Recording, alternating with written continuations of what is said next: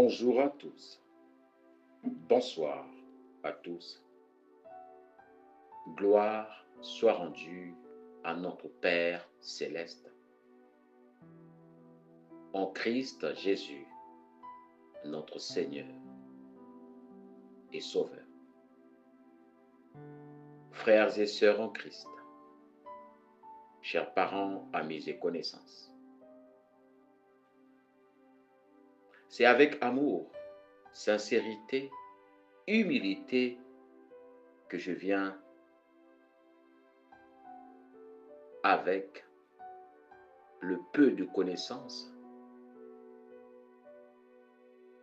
la pincette de sagesse que Christ a mis en moi pour vous partager un cadeau. Que les cœurs soient disposés à écouter la vérité au nom du Christ. Un sujet tantôt abordé de gauche à droite, déclenchant des débats depuis des décennies,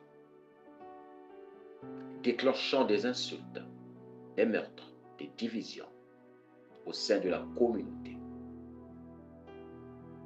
des bagarres, des suspicions, la haine, l'orgueil, la convoitise. Qu'en est-il de ce sujet? Principalement, il s'agit de la divinité de Jésus-Christ, qui n'est pas notre thème du jour, mais nous allons aborder un thème similaire à celle que je viens de citer. Et aujourd'hui, nous allons nous appuyer sur ce thème. Si Jésus-Christ est Dieu, pourquoi priait-il le Père? Si Jésus-Christ est Dieu, pourquoi priait-il le Père? Waouh!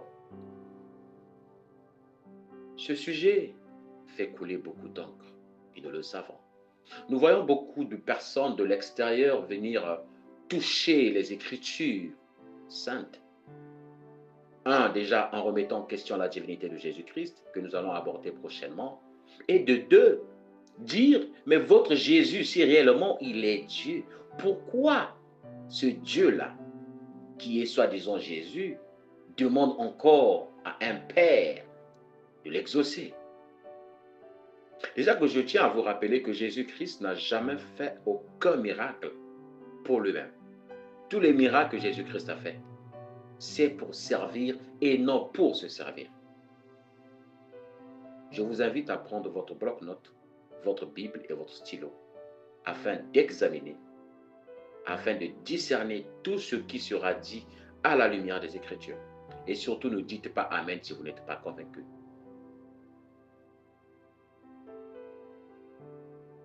J'estime que je ne suis pas au-dessus de la connaissance ou de la sagesse. Avec la petite pincette de connaissance et de sagesse que Christ a mis en moi, je viens vous offrir ce cadeau. Et quand on offre un cadeau, c'est à prendre ou à laisser. Quand on invite une personne, c'est à prendre ou à laisser. Donc ce n'est pas une obligation de dire Amen ou de croire à ce qui sera dit. Jésus-Christ ne nous invite pas à débattre sur sa divinité. Il nous invite à dire ce qu'il faut dire, et ceux qui écoutent, écoutent. Ceux qui comprennent ce qui est écrit, comprennent. Car il est écrit dans Luc 8, verset 9 à 10, tous lisent, mais ne voient pas.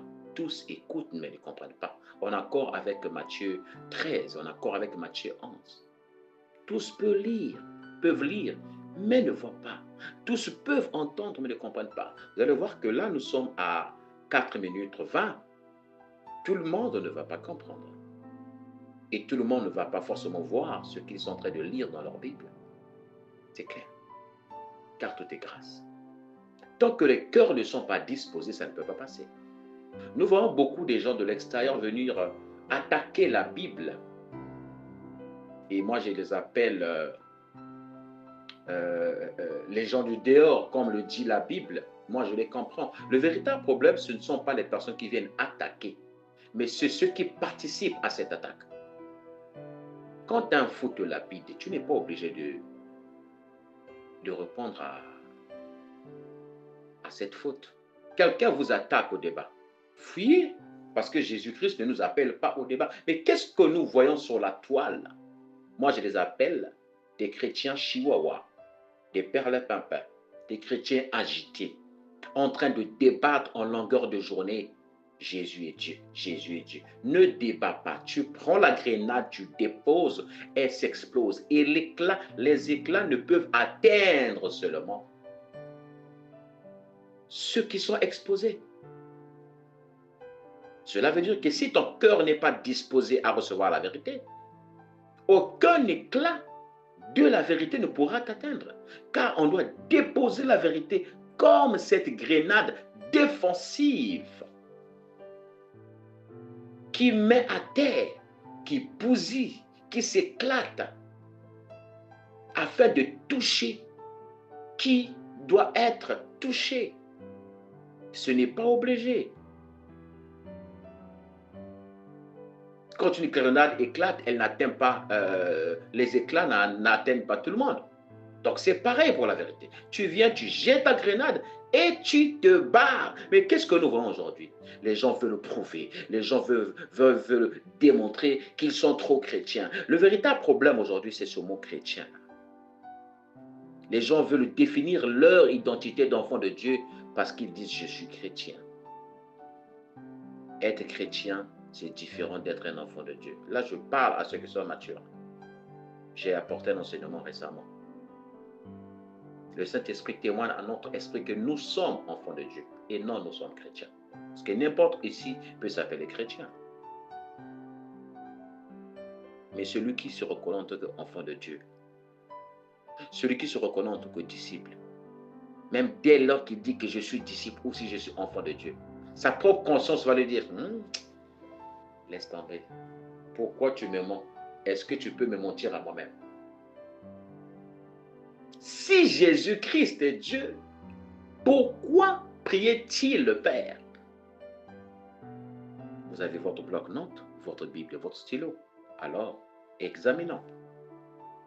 Tout d'abord, Jésus-Christ ne priait personne. Je répète, Jésus-Christ ne priait personne. Je vous ai dit, prenez votre bloc-notes, votre Bible et votre stylo. Là, quelqu'un va commencer à dire pourquoi le frère à la croix commence à dériver déjà comme ça. Suis très bien ce que je dis. Tout d'abord, Jésus-Christ ne priait personne, même si cela est écrit. Pourquoi? Jésus-Christ est Dieu. Alors, comment est-ce que Dieu peut-il se prier lui-même?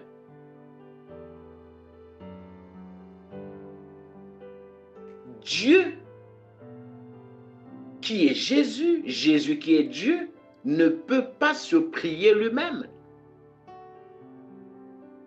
Car le Dieu Tout-Puissant est venu sur cette terre s'incarner dans une enveloppe humaine pour le salut de l'humanité. Alors, il est difficile d'imaginer que Dieu se prie lui-même. On est d'accord? On va lire Ésaïe 9, verset 5. Juste pour dégager cette pensée littéraire. Parce que nous avons vu Jésus-Christ prier le Père et on se dit, oh, finalement, celui qui prie le Père n'est pas le Père. Mais on va le voir. Histoire de dégager déjà la divinité de Jésus-Christ dans cette leçon. Ésaïe 9, verset 5, on nous dit, dans d'autres versions, c'est verset 6. Un enfant nous est né, un fils nous est donné. Il a reçu l'autorité d'un roi et on l'appelle conseiller merveilleux, identifiant au Saint-Esprit, Dieu puissant, Père éternel, Prince de la paix. Dites-moi, comment est-ce que Ésaïe qui prophétise ou qui a prophétisé sur la naissance de Jésus, en disant que celui qui viendra naître, il s'appellera roi, conseiller, Dieu tout-puissant. Comment est-ce qu'un enfant peut s'appeler Dieu si ce n'est pas Dieu lui-même? Ça, c'est déjà un bref aperçu sur la divinité de Jésus. Dieu Tout-Puissant, Père éternel. On n'a pas dit Fils éternel, mais Père éternel. Donc cet enfant que Ésaïe avait prophétisé n'était que le Père éternel, Prince de la paix. Voilà pourquoi dans Jean 10, verset 30, il dit, mon Père et moi, nous sommes un. On n'a pas dit mon Père et moi, nous sommes deux, nous sommes un. Bien-aimé. Dans le livre d'Hébreux, on nous dit que le Fils est l'empreinte du Père. Sur cette terre, que ce soit des jumeaux, des triplés, chaque être humain a son empreinte personnelle. Mais on nous dit que l'empreinte du Fils, c'est l'empreinte du Père. C'est qu'il s'agit de la même personne. Donc c'est très important de dégager d'abord un bref aperçu sur la divinité de Jésus-Christ, qui tient déjà à mettre un coup KO sur le prochain enseignement. Et maintenant, juste pour vous dire que Jésus-Christ n'a jamais prié le Père. Là, quelqu'un va dire, et pourtant c'est écrit, débouche bien tes oreilles avec la vérité. Écoute. Donc, premièrement, Jésus-Christ n'a prié personne. Deuxièmement, Jésus-Christ n'a jamais été tenté ou été influencé par Satan. Là, quelqu'un va dire, c'est aussi écrit. Oui, c'est écrit. Mais est-ce que tu comprends ce qui est écrit? L'eunuque l'Éthiopien l'a dit dans Actes des Apôtres. Il a dit à Philippe, mais si tu ne m'expliques pas, comment saurais-je le sens de ce qui est écrit?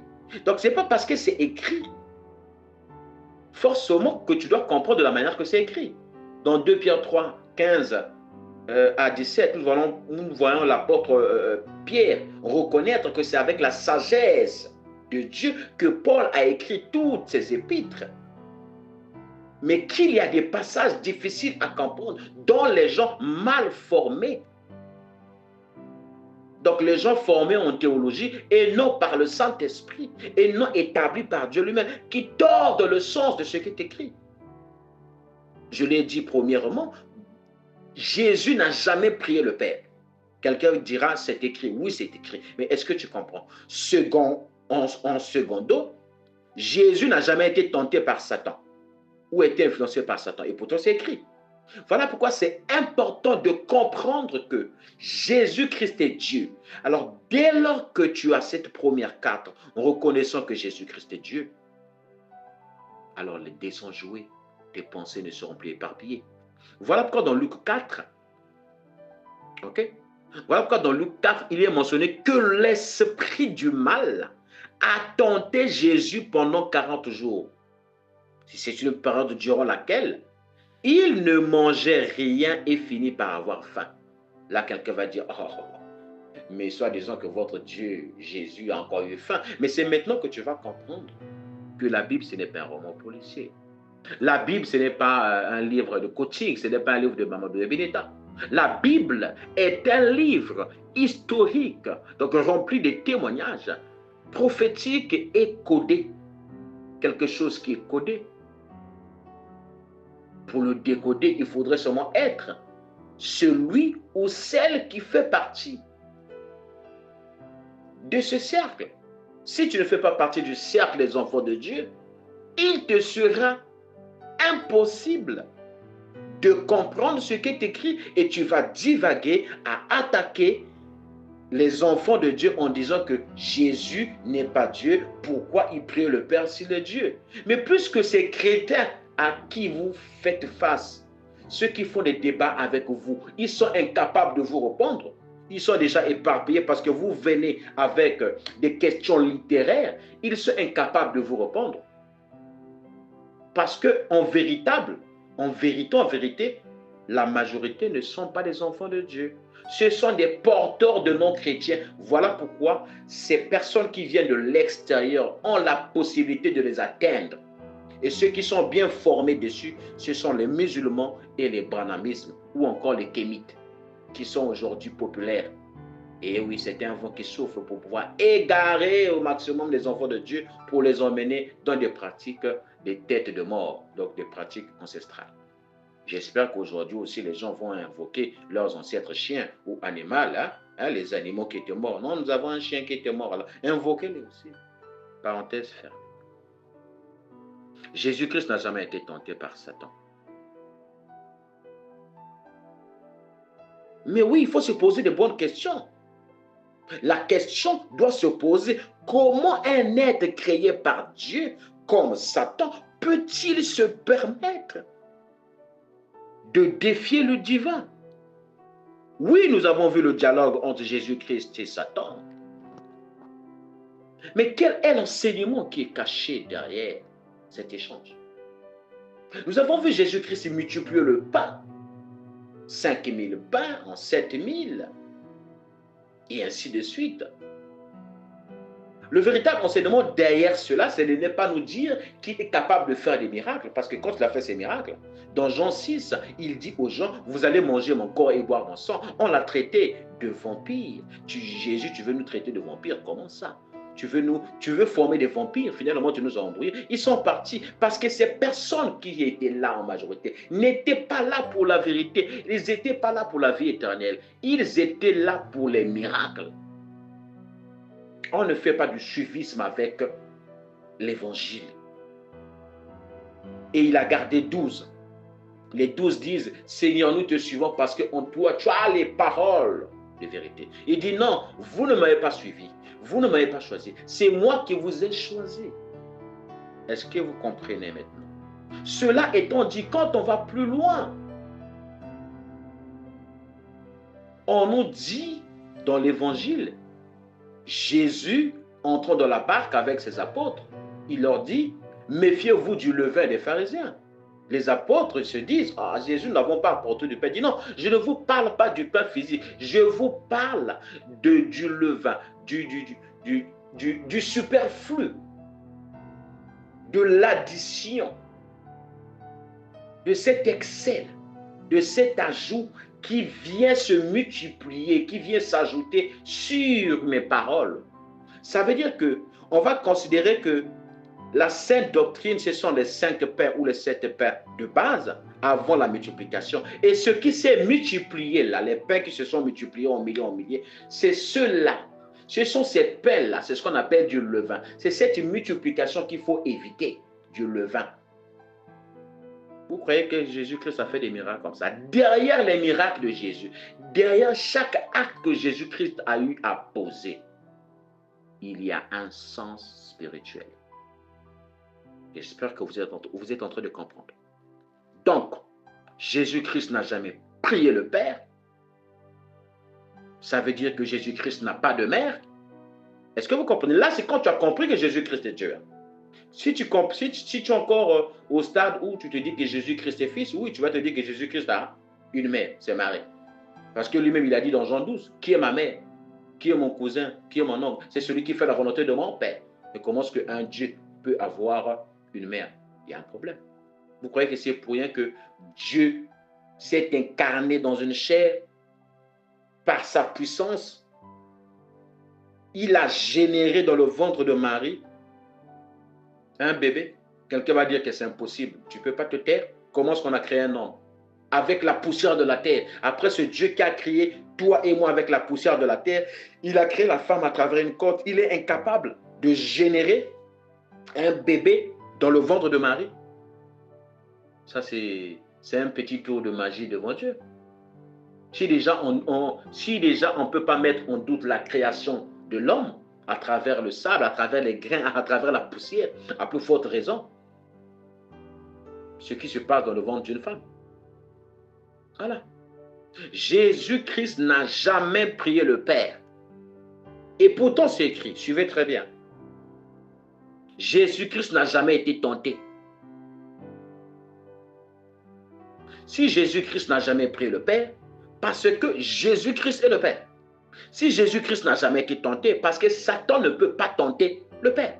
En résumé, quelle leçon peut-on tirer de ces deux paraboles avant d'aller plus loin?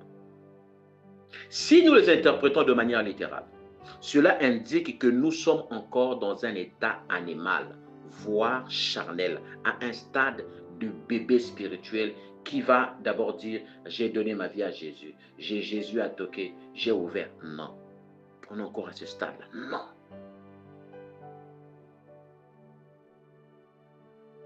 Non, cela indique que nous sommes encore dans un état animal, voire charnel, pour certains bien sûr. Cela signifie qu'ils ne connaissent pas encore pleinement le véritable Christ Jésus. Oui, vous devez comprendre qu'en Christ, on grandit. Jésus-Christ, par son Saint-Esprit, peut te témoigner que tu es enfant de Dieu aujourd'hui. Mais cela ne veut pas dire que dès que tu as 0 mois, aussitôt tu as 10 ans, non. Il te faut te nourrir des Écritures pour que tu puisses grandir. Vous n'allez pas voir un bébé dès qu'il est né, aussitôt il a 10 ans. C'est ça le véritable problème aujourd'hui. Les gens, dès qu'ils sont nés aujourd'hui, ils sont obligés à tout connaître. Non, c'est impossible. C'est pas possible. Donc, il faut toujours prendre des exemples charnels pour comprendre ce qui est spirituel. Parce que ce sont des exemples charnels, on ne pouvait pas comprendre les choses de Dieu. Il a dit, et pourtant dans Jean 3 à Nicodème. Comment pouvons-nous clarifier ou répondre à la problématique posée afin d'explorer ou d'élucider le sens spirituel de notre thème? Si Jésus-Christ est Dieu, pourquoi prie-t-il le Père?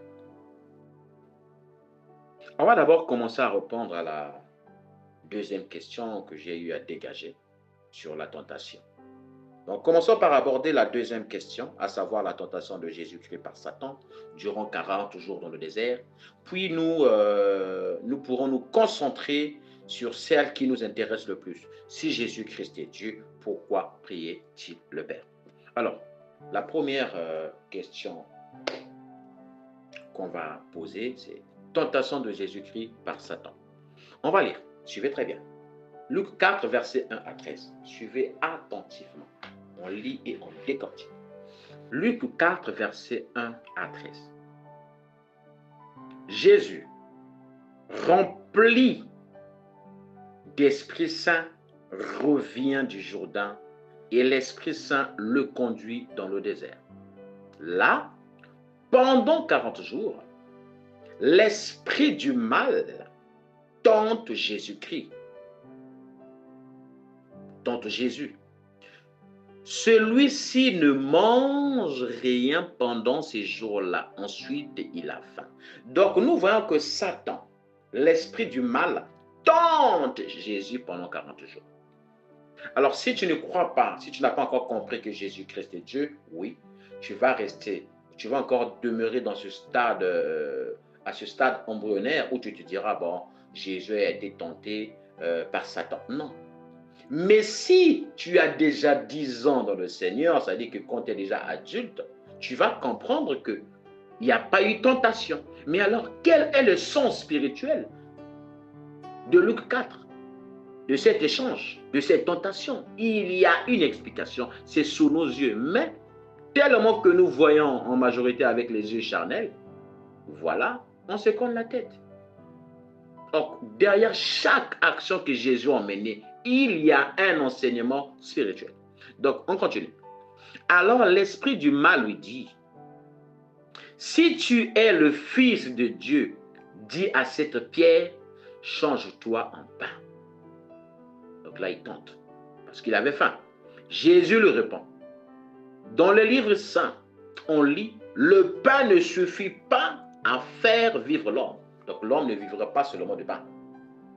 Donc vous voyez qu'il y a un échange de versets. Satan connaît Genèse à l'Apocalypse. Peu importe les versions bibliques, Satan connaît tout à la lettre. N'oublions pas que Satan, c'est un serviteur de Dieu. C'est Dieu qui a créé le bien et le mal. C'est lui qui a créé l'arbre de la vie et l'arbre de la connaissance du bien et du mal. Satan n'a rien créé. Mais Satan, par la désobéissance adamique, donc dans le jardin d'Éden, l'homme a perdu le patrimoine du monde. Parce que l'homme a été conçu pour dominer sur la terre. Depuis Genèse 1, on le dit, dominer sur tout, ainsi de suite. Mais Nous avons perdu ce patrimoine et ce monde a été donné entre les mains de Satan pour un moment donné. Mais ce moment donné, ça fait des siècles. Parce que tout est plan de Dieu. Vous comprenez? Jésus lui répond. Dans le livre saint, on lit, le pain ne suffit pas à faire vivre l'homme. L'esprit du mal l'emmène plus haut. En un instant, il montre à Jésus tous les royaumes de la terre. Alors là, si vous avez compris que Jésus-Christ est Dieu, vous allez comprendre que Jésus-Christ, à ce moment-là, incarne une personne humaine que nous sommes, qui est tentée par les images que Satan nous présente chaque jour. Est-ce que vous comprenez? Vous avez compris? Donc, imaginons que Jésus-Christ a fait 40 jours dans le désert. Considère que c'est toi qui s'est trouvé dans le désert et Satan est en train de te tenter. Donc, Jésus-Christ est en train de nous passer un enseignement pour que nous sachions comment nous défendre, comment chasser ces mauvaises pensées qui nous arrivent dans la tête. Nous avons des milliers de pensées, même quand nous prions. Nous avons des images bizarres qui nous arrivent. Suivez très bien. Là, quand on a compris que Jésus-Christ est Dieu, on va te dire, oh, donc Satan ne peut pas tenter Dieu. Ça veut dire que Dieu qui est en chair représente une personne humaine. Parce que Dieu s'est fait semblable à un humain, égal aux hommes. Dieu dans une chair a pleuré. Dieu dans une chair a mangé. Dieu dans une chair a chié. Dieu dans une chair a travaillé. Dieu n'a pas voulu dans cette chair nous démontrer qu'il était puissant. Il a fait un miracle. Bon, moi, je ne serai pas menuisier, je serai Bill Gates. Non, non, il n'a pas fait ça. Il n'était même pas beau à voir. Ésaïe nous le dit. Ésaïe 53. Donc, on descend. L'esprit du mal l'emmène plus haut. Donc, il nous présente juste des images. Quand on dit il l'emmène plus haut. Et ce sont ces genres d'images que Satan nous présente. Il nous emmène très haut. Il nous présente des images. D'accord? Des tentations pas possibles. L'emmène très haut. En un instant, il le montre. Il montre à Jésus tous les royaumes de la terre. Remarquons toutes ces fausses images-là qui nous arrivent dans la tête. Des fois, nous imaginons que nous sommes déjà milliardaires, que nous avons toutes les voitures, nous sommes en train de briller, de chauffer. Oh, c'est ce que Satan nous présente. Ce n'est pas mauvais de rêver. Ce n'est pas mauvais d'être optimiste. Mais nous savons les mauvaises choses que Satan nous véhicule. Parce que le terrain favori de Satan, c'est la pensée. Et Dieu travaille avant tout dans la pensée. Alors, regardez ce qu'on dit ensuite. Et il lui dit, je vais te donner tout le pouvoir et la richesse de ces royaumes. Oui, je suis le maître de tout cela et je le donne à qui je veux. Dans la version du second dit, car ce monde m'a été donné et je le donne à qui je veux. Vous voulez que je prenne plusieurs exemples? Vous êtes des humains comme moi. Regardez autour de nous. Regardez le nombre de choses que Satan donne. Voilà pourquoi Jésus-Christ dit, il sera difficile pour une personne qui court derrière la richesse charnelle d'entrer dans le royaume des cieux. Difficile. Voilà pourquoi vous allez remarquer que Dieu, dans sa grâce, a donné une certaine richesse à certains hommes de Dieu. Ils n'étaient pas tous riches. Non, non, non. Certains, par rapport à leur salaire, il dit, bon, par exemple, Salomon, je te donne tant de richesse parce que tu sauras gérer. Il a dit, par exemple, à l'homme intègre, Job, tu seras riche, tu seras géré. Et nous avons vu que Job a été réduit à zéro. Malgré ça, il a su gérer et Dieu l'a donné encore au centuple que ce qu'il avait perdu. Alors, on dit, donc mets-toi à genoux. Pourquoi il dit mets-toi à genoux? Parce qu'il dit je le donne à qui je veux. Donc mets-toi à genoux devant moi pour m'adorer. Et tout cela sera à toi. Ce n'est pas ce que Satan nous présente chaque jour. Alors vous êtes sûr que Satan, qui est une créature de Dieu, peut dire au Dieu Tout-Puissant, prosterne-toi devant moi. Oh, on parle du Dieu Tout-Puissant. Dieu est en train de nous donner un exemple. Il nous enseigne quelque chose pour que nous sachions comment combattre. Eh oui, parce que s'il y a une chose que Dieu ne partage pas, c'est sa gloire. Dieu est le seul qui doit être adoré et loué. Nous faisons souvent cette erreur. J'adore mes enfants. C'est une erreur. Hein? J'adore ma femme. Ah non. La seule personne digne d'adoration, c'est Dieu. Point final. Et de louange. Alors, Jésus lui répond, je reprends encore. Dans le livre, c'est en lit. C'est le Seigneur ton Dieu que tu dois adorer et c'est lui seul que tu dois servir. Ce n'est pas le premier commandement. Nous le connaissons. Donc, on rappelle que la seule personne qui est digne d'être servie et être louée, c'est Dieu. Alors l'esprit du mal conduit Jésus à Jérusalem. Il le place au sommet du temple et lui dit, si tu es le Fils de Dieu, jette-toi jusqu'en bas. Jette-toi ici jusqu'en bas. En effet, là, Satan lui rappelle. Là.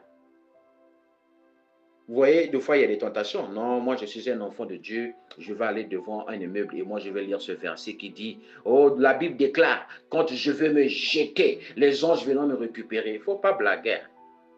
On ne fait pas des versets bibliques une doctrine. Parce que la doctrine, c'est un enseignement. On ne fait pas des miracles de Jésus une doctrine. Sinon, j'invite quelqu'un à aller marcher sur la mer. On ne fait pas d'un verset une doctrine. Sinon, j'invite quelqu'un à entrer dans la chambre, on bloque, on jette, on lui fait entrer, on jette les scorpions et les serpents. Après, il va répéter Marc 16. Dieu a dit, nous allons marcher sur les scorpions, sur les... Vous allez crier là-bas, le feu, le feu, le feu. Comme si vous aimez invoquer le feu. Et écoutez bien ce qu'on dit. Alors l'esprit du mal conduit Jésus à Jérusalem. Il le place au sommet du temple. Il lui dit, si tu es le Fils de Dieu, jette-toi d'ici jusqu'en bas. En effet, les livres saints, dans le livre saint, on lit, Dieu commandera à ses anges de te garder. Vous avez compris que Satan ne fait que rappeler les versets bibliques. Faites attention. Quand Dieu a fait un miracle, il n'a pas dit que c'est le même miracle qui va se répéter comme ça. Moi, je vois souvent des gens, non, Paul avait pris un habit, il a fait le miracle. Voilà pourquoi vous voyez que ces occultistes-là font des miracles avec leur veste. Hein? Allez-y, faites des miracles, prenez la boue, fabriquez la boue avec la salive comme Jésus a fait et guérissez les malades, allez-y dans les hôpitaux. Guérissez les aveugles. Arrêtez la comédie. Hein. Arrêtez la comédie. Si vous voulez être comédien, allez-y au Parlement de rire. On a besoin des comédiens là-bas. Dieu commandera à ses anges de te garder. Ce n'est pas la même chose que Satan a fait avec Ève. Il a rappelé. Ça, c'est quoi? C'est la tentation. Ils te porteront dans leurs bras pour que tes pieds ne heurtent pas contre les pierres. Jésus le répond. Dans le livre saint, on lit, tu ne dois pas provoquer le Seigneur ton Dieu. Vous allez voir qu'il y a souvent des gens qui vont vous tenter. Non, il faut venir au débat. Hein? Viens débattre tel. Moi, je fuis. Quand je dis la vérité sur quelque chose, les adeptes des perlimpinpins, des chihuahuas, de ces gens-là que je vois sur les réseaux sociaux, quand tu me dis, ouais, toi qui parles là, viens attaquer un tel, viens, j'invite au débat. Je ne viens pas.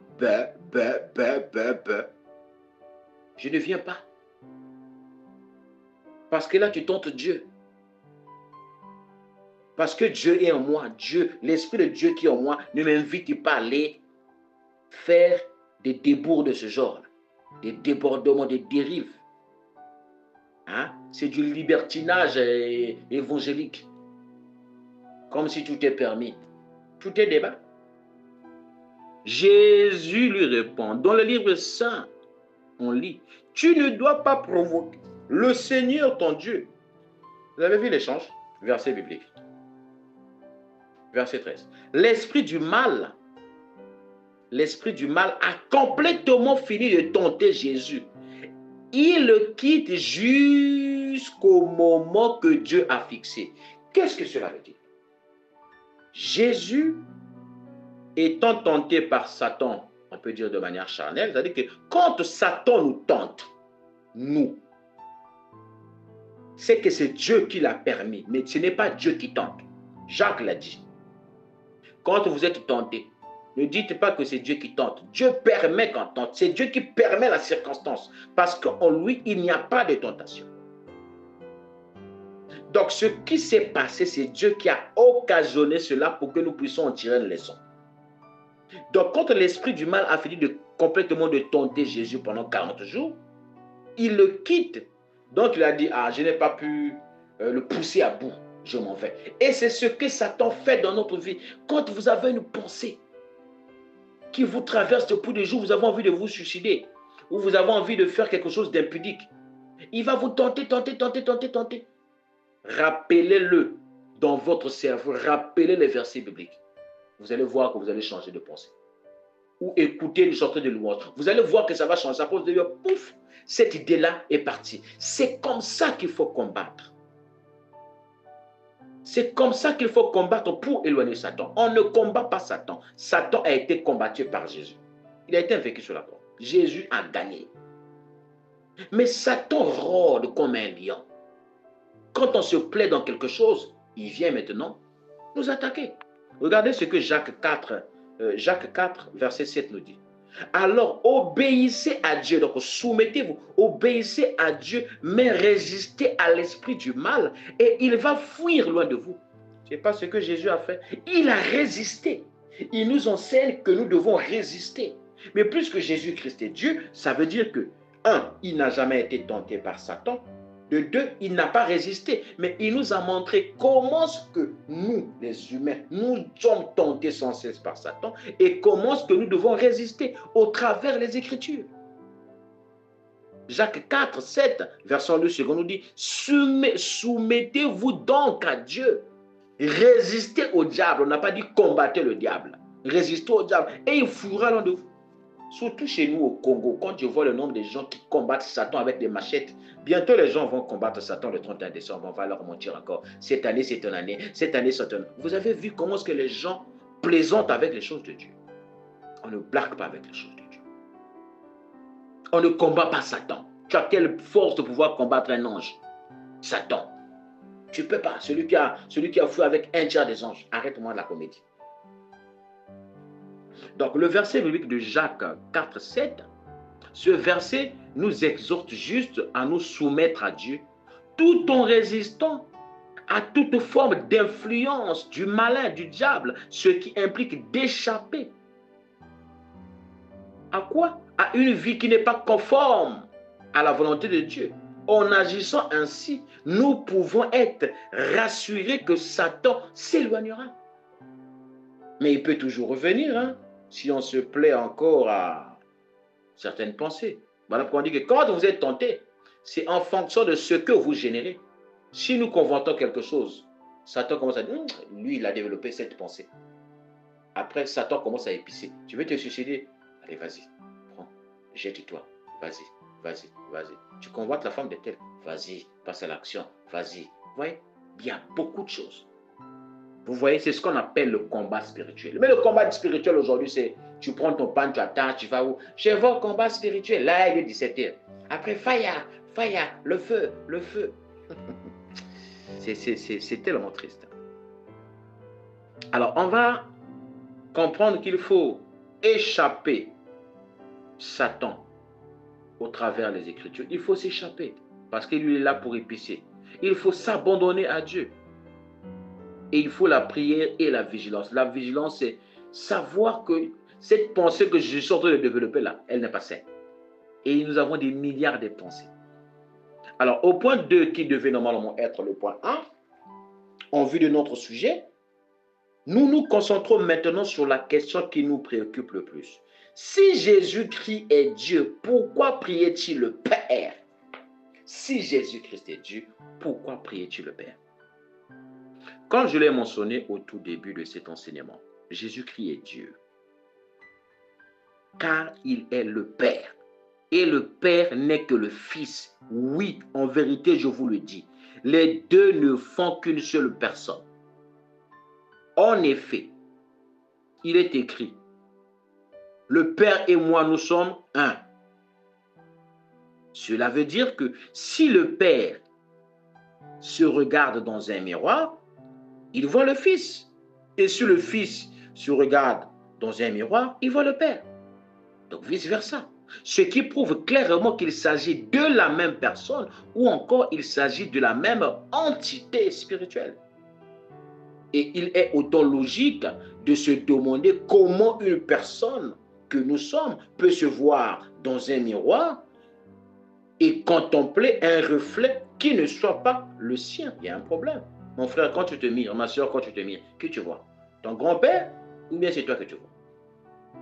Tu peux même prendre un objet, tu le présentes devant un miroir.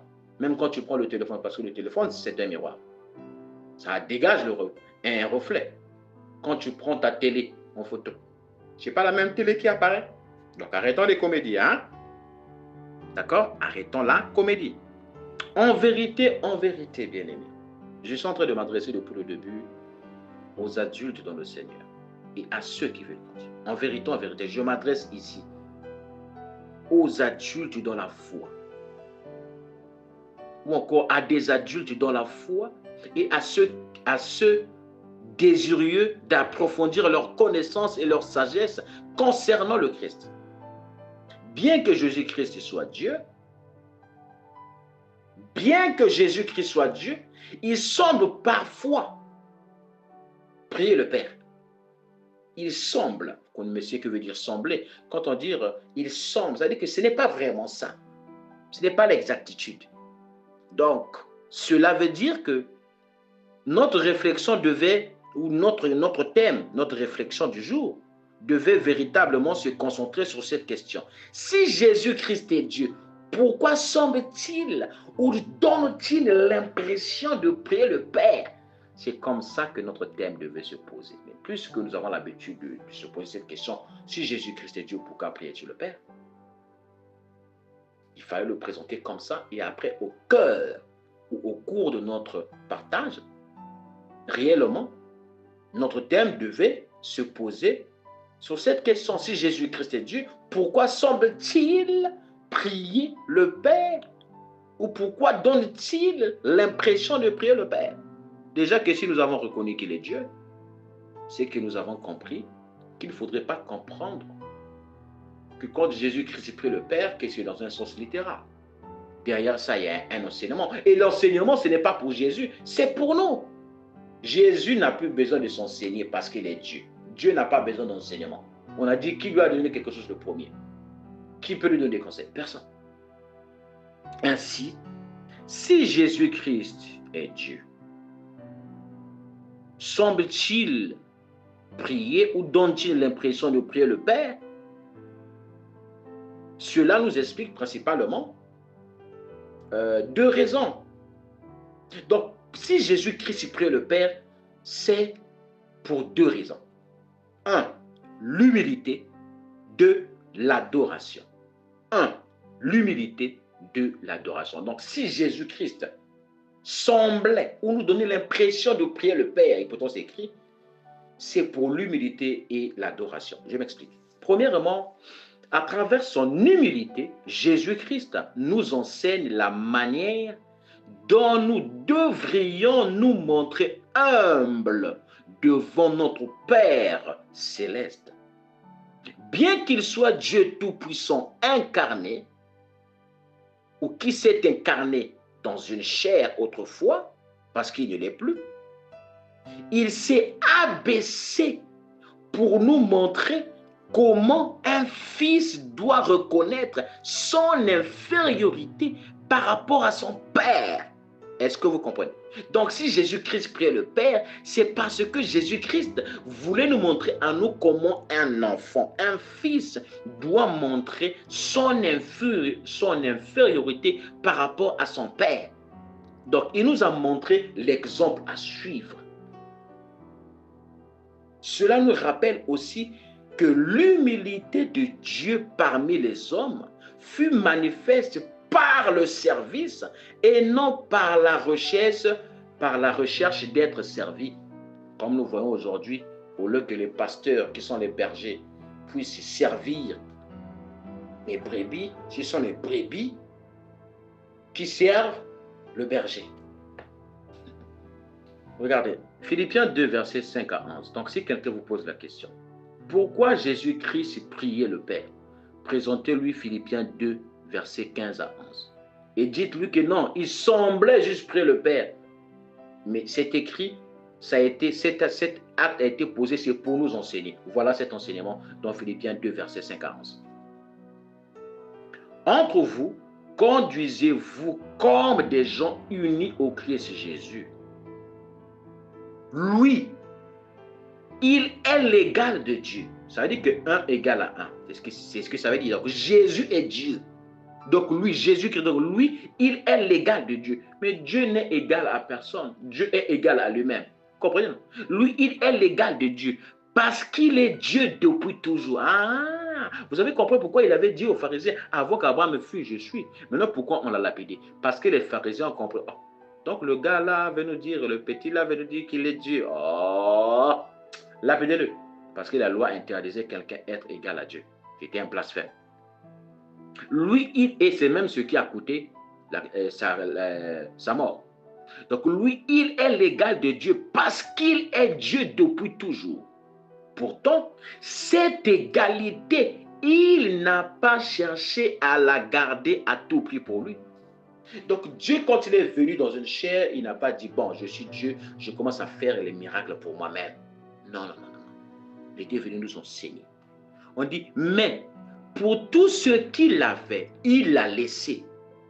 Quand Dieu, Jésus, était dans sa... Alors, on considère que Jésus, dans le ciel, c'est le Père. D'accord? Le Père a laissé son trône. Il a voyagé, il quitte le ciel, il descend. Il vient de le ventre de Marie, fabriqué pendant 8 mois. Paf, il vient au monde. Il commence son ministère pour le salut et pour nous enseigner tout ce que nous sommes en train de voir. Donc on dit, mais tout ce qu'il avait, il l'a laissé. Il s'est fait serviteur. Il s'est fait serviteur. Il est devenu comme les hommes. D'où on dit, la parole de Dieu s'est faite chair. Ça est là. Et il est devenu comme les hommes. Et tous voyaient que c'était bien un homme. Donc quand il dit Abraham, celui qui m'a vu a vu le Père. Parce que la Bible dit personne n'a jamais vu Dieu. Mais et pourtant nous avons des versets qui nous disent que Moïse a vu Dieu, Abraham a vu Dieu, il y a beaucoup de gens qui ont vu Dieu, d'autres ont vu le dos de Dieu, le prophète de Dieu, le mollet de Dieu. Mais Dieu n'a pas de mollet. On a dit que personne ne peut voir Dieu et vivre. D'où Dieu dit personne n'a jamais vu Dieu si ce n'est que le Fils. Personne n'a jamais vu le Père si ce n'est que le Fils. Pourquoi? Parce que Dieu s'est vu par lui-même. Dieu n'est que le Père. Personne n'a jamais vu Dieu si ce n'est que le Fils. Est-ce que vous comprenez un peu, bien-aimé? Ça veut dire que nous avons vu Dieu, nous les humains, au travers une enveloppe. C'est tout. Les gens ont la facilité de croire à la réincarnation bidon des ancêtres. Oh, cet enfant qui est né, je le vois avec le visage de mon grand-père qui était mort. Là-bas, tu crois? Maintenant, est-ce que tu crois que Dieu n'a pas le pouvoir de venir emprunter une enveloppe? Oh, arrête-moi la comédie, va lire un roman policier. Mais tout ce qu'il avait, il l'a laissé. Il s'est fait serviteur et il est devenu comme les hommes. Et tous voyaient que c'était bien un homme. Là, quelqu'un va dire, ah, Dieu a laissé le ciel, donc Satan pouvait faire la fête. Non, Dieu est omnipotent, omniprésent. Dieu est comme un vent. Le vent est partout. Voilà, comprenez ça comme ça. Genèse 1, verset 1 nous le dit. Il s'est fait plus petit encore. Il a obéi jusqu'à la mort. Il est mort sur la croix. Vous n'avez même pas vu qu'il a dit, Père, pourquoi m'as-tu abandonné? Vous allez comprendre pourquoi. Regardez l'humilité qu'il est en train de nous enseigner. Il nous enseigne à nous. Comment est-ce que nous devons être humbles devant le Père? C'est pourquoi Dieu l'a placé très haut. Voilà pourquoi Dieu dit, Jésus dit, celui qui se fait plus petit sera plus grand dans les cieux. Celui qui se fait plus grand ici sera plus petit. D'accord? Continuez à vous vanter. Moi, je suis un homme de Dieu en ma qualité de prophète, en ma qualité de daddy. Continuez. Il s'est fait plus petit encore. Il a obéi jusqu'à la mort et il est mort sur une croix. C'est pourquoi Dieu l'a placé très haut et il lui a donné le nom qui est au-dessus de tout. de tous les autres noms. Alors, donc bien aimé, tous les autres noms que vous citez là, soit disons Jéhovah, El Shaddai, le nom qui sauve, c'est le nom de Jésus. Ce n'est pas le nom de Jéhovah. Ce n'est pas le nom d'Emmanuel. Arrêtez d'écouter les chansons que vous écoutez sans examiner. Pourquoi, quand l'humain aime ce qui est difficile, les choses étaient difficiles pour connaître le nom de Dieu. Le nom est donné. On te dit que le nom c'est A. Toi tu dis non, c'est toujours A'. On te dit qu'actuellement, si tu veux être sauvé aujourd'hui, c'est au nom de Jésus. Au-delà de tous les attributs qui existent dans la Bible. Ok? Il lui a été donné le nom, pas les noms, le nom au singulier, qui est au-dessus de tous les autres noms. Alors, tous ceux qui sont dans le ciel, sur la terre, chez les morts, tomberont à genoux quand ils entendront le nom de Jésus. On n'a pas dit le nom de Jéhovah. Moi, je ne sais pas si vous priez, j'ai essayé de prier ou je prie au nom de Jéhovah. Il ne faut pas blaguer. Le nom de Jésus est là.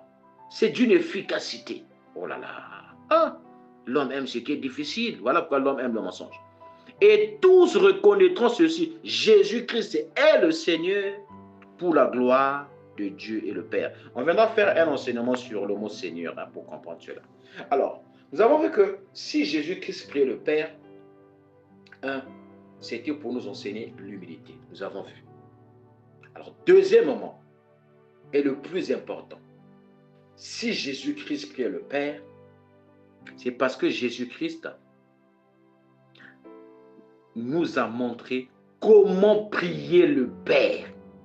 En d'autres termes, comment lui-même l'adorer et le louer. Parce que le Père n'est que le Fils. Donc Jésus-Christ nous a montré l'humilité devant le Père. Donc comment est-ce qu'il faut être humble devant lui, Jésus. Et Jésus-Christ vient nous enseigner comment est-ce qu'il faut le prier lui. Comment est-ce qu'il faut l'adorer, comment est-ce qu'il faut le louer. Parce que lui-même est une entité unique avec le Père, c'est la même personne. Voilà pourquoi nous allons lire Apocalypse 1, verset 6, on nous dit « Il a fait de nous les membres de son royaume. Il a fait de nous les membres du royaume de Dieu. Il a fait de nous les prêtres, donc les sacrificateurs, pour servir Dieu son Père. » Donc quand tu dis Dieu son Père, c'est seulement dire pour me servir Dieu, moi, Jésus. Ok? À cause et à Jésus-Christ soit la gloire et la puissance pour toujours. Amen. Vous avez l'impression qu'on parle de Dieu, c'est un autre Dieu, Jésus-Christ, c'est un autre Dieu. Il s'agit de la même personne. Comment est-ce qu'on peut donner la gloire à Jésus-Christ et la puissance à Jésus-Christ? C'est-à-dire que Jésus-Christ, c'est Dieu. Dieu ne partage pas sa gloire avec quelqu'un. En bref, Jésus-Christ nous a enseigné le véritable sens de la prière de notre Père. Là, maintenant, vous commencez à comprendre pourquoi il nous a donné une seule prière. Jésus-Christ, vous allez fouiller toute la Bible. On te va demander comment pouvons-nous prier. Une seule prière qu'il nous a donnée, c'est le Notre Père. Et le Notre Père, ce n'est pas dans le sens d'une récitation forcément, mais c'est de comprendre le sens. Regardez ce qu'on dit dans Matthieu 6. Ok? Regardez ce qu'on lit dans Matthieu 6, versets 5 à 9.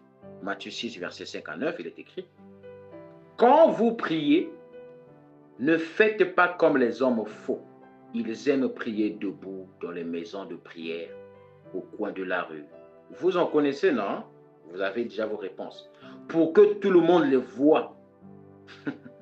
Je vous le dis, c'est la vérité. Ils ont déjà leur récompense. Donc, quand vous voyez les gens en train de crier, ils ouvrent la porte. Nombreux ont déjà leur récompense. Mais toi, quand tu veux prier, je parle à toi, toi qui veux comprendre aussi. Quand tu vas dans ta pièce la plus cachée de la maison, ferme la porte et prie ton Père qui est dans les cieux. Donc, pourquoi Jésus-Christ priait le Père? C'est pour nous enseigner comment prier le Père. Est-ce que tu comprends, bien-aimé? Reconnaître qu'il y a un Père dans les cieux. Voilà pourquoi on nous dit dans Matthieu 23, verset 9, n'appelez personne sur cette terre votre Père. Il existe un seul Père spirituel, c'est celui qui est esprit, parce que Dieu est esprit. Les autres pères là, ne sont que des pères charnels. Appelez-le mon père de la foi. Mais ils se sont accaparés. Oh, mon père spirituel, ma mère spirituelle, mon fils spirituel. Non. Timothée, mon fils dans la foi. Paul, mon père dans la foi. Un tel, mon père dans la foi. Comprenez bien. Mais toi, quand tu veux prier, va dans la pièce la plus cachée de la maison, ferme la porte et prie ton Père qui est là. Même dans cet endroit secret, ton Père voit ce que tu fais en secret et il te récompensera. Quand vous priez, ne parlez pas sans arrêt. Comme ceux qui ne connaissent pas Dieu, ils croient que Dieu va les écouter parce qu'ils parlent beaucoup. Ceux qui disent que prier sans cesse, c'est prier beaucoup. Excusez-moi. Prier sans cesse, c'est juste le fait de demeurer dans une vie de prière. Pas forcément que tu pries chaque jour. Non. C'est juste que ta vie, c'est une vie avec laquelle tu communiques avec Dieu. Communiquer avec Dieu, ce n'est pas aussi juste le fait d'ouvrir sa bouche, mais c'est le fait de marcher avec Dieu. C'est le fait de faire sa volonté. Parce que quand tu fais sa volonté, cela prouve que tu es uni à lui. Or, quand tu fais sa volonté, c'est qu'il te communique un acte, une pensée, et tu passes à l'acte. C'est une communication. Vous voyez que c'est une autre dimension de la compréhension de la prière, parce que la prière n'est qu'une communication. Dieu te communique, il dit fais du bien à un tel, tu lui fais du bien. C'est que quand tu as fait sa volonté, tu as écouté ce qu'il t'a dit, c'est bon, c'est une conversation. Voilà. Même si on pense que prier, c'est juste adresser. Parce qu'aujourd'hui, dans la prière, tout ce que nous faisons, c'est demander. Seigneur, donne-moi, Seigneur, donne-moi, donne-moi. On ne reconnaît même pas la grandeur de Dieu. Dans nos prières, c'est seulement Seigneur, donne-moi, donne-moi, donne-moi, donne-moi, donne-moi, donne-moi. Quand vous priez, ne parlez pas sans arrêt comme ceux qui ne connaissent pas Dieu. Ils croient que Dieu va les écouter parce qu'ils parlent beaucoup. Ne faites pas comme eux. En effet, votre Père sait ce qu'il vous faut avant que vous le demandiez. Daniel 9, nous avons dit, Daniel, avant que tu aies ouvert ta bouche, la prière est sortie. La parole est sortie. Donc, avant que Daniel commence à prier pour lui et pour son peuple, Dieu avait déjà exaucé sa prière. Maintenant, le verset 9 qui nous intéresse. Vous devez donc prier de cette façon. Notre Père qui est dans les cieux, que ton nom est saint, fait que tout le monde le reconnaisse. Donc, notre Père qui est aux cieux, que ton nom soit sanctifié, que ton règne vienne. Et vous connaissez la suite. Voilà pourquoi le Fils priait le Père. Le Fils priait le Père pour nous enseigner, 1, l'humilité, 2, que nous devons adorer Dieu en esprit et en vérité, en reconnaissant que seul Jésus-Christ est digne de louange, parce que Jésus-Christ n'est que le Père, Jésus-Christ n'est que le Fils, Jésus-Christ n'est que le Saint-Esprit. Donc, bien-aimé, j'ose croire qu'avec la petite pincette de sagesse et de connaissance que Dieu m'a fait grâce, j'ai su vous offrir ce cadeau. Comme je vous ai dit, ce cadeau n'est pas forcé, tu peux le rejeter. Cette invitation à ce partage ou encore cette leçon n'est pas forcée, tu peux toujours la rejeter. Que Dieu vous bénisse en Jésus-Christ. Amen.